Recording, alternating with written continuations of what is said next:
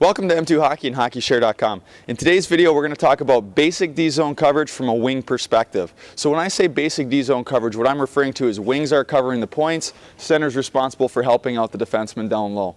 So we're going to take a look and we're going to break down this positioning, this coverage, in a real basic scenario. So what I like to do is break it down into something very easy to remember for the players. So what I do in the D-zone for my wingers is I talk about playing a triangle. So the triangle goes from the half wall, or the hash marks, to the point, to the high slot. And it's going to cover the majority of the area that they're going to cover. It's, again, just sort of a quick reference for them. It makes it really easy for them to learn and comprehend what exactly I'm looking for within the D zone. So let's talk about the point first. So this is the main coverage. This is the primary responsibility of the winger, is to make sure this defenseman is not able to get a good quality shot on net or make any sort of plays to the back side of the ice.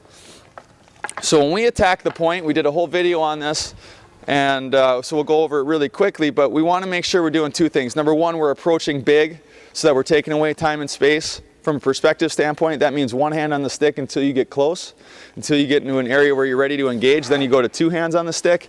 The other thing we want to do is we want to attack stick on stick, body on body.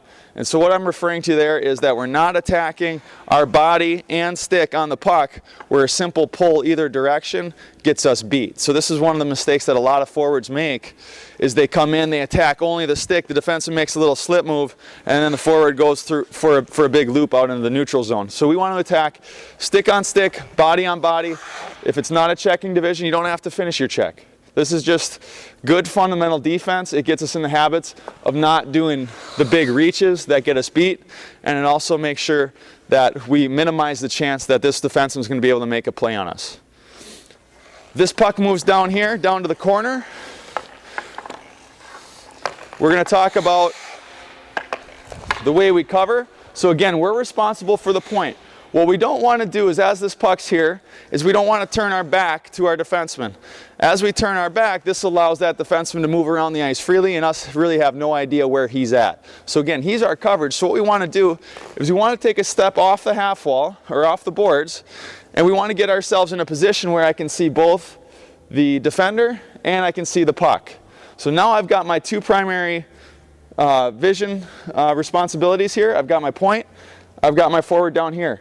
One of the things that happens a lot, and you see it at every level, is this defenseman gets beat and a forward walks off this half wall here and takes a good quality scoring chance. So what we want to do is we want to be in a position, so standing just off the hash marks, just off the wall, we want to be in a position where if this forward starts to walk out, we're able to at least support. And so again, you have to think about it in terms of who is the more dangerous player on the ice. So in this case, obviously, a guy walking off the half wall into this area for a shot is much more dangerous than a shot coming from 100 feet away. So what we want to do is make sure that if that defenseman gets beat, our stick is in the middle of the ice. You actually want to give them that pass to the point, because that's, again, a much less dangerous play, and now you at least have the ability to attack where this guy's not going to be able to walk in clean and take a good quality shot on net. So the other thing for this is obviously the breakout pass. We get back here, we get to the wall, we get ourselves in a position to catch a breakout pass.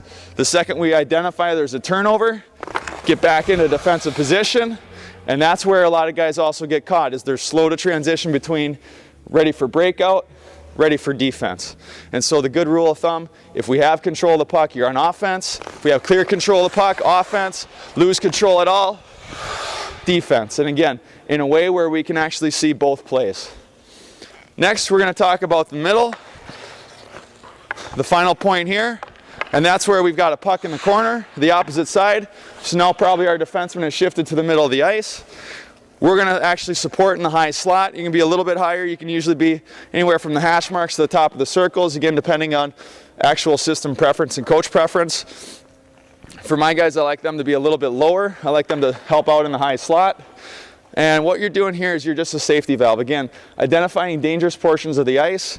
If a defenseman gets beat from the corner, maybe our defenseman has to run to the corner to help. Now at least I'm in an area where I can support the most dangerous area of the ice. Again, that shot from the point, much less dangerous than somebody walking into the high slot and being able to take a clean, uncontested shot.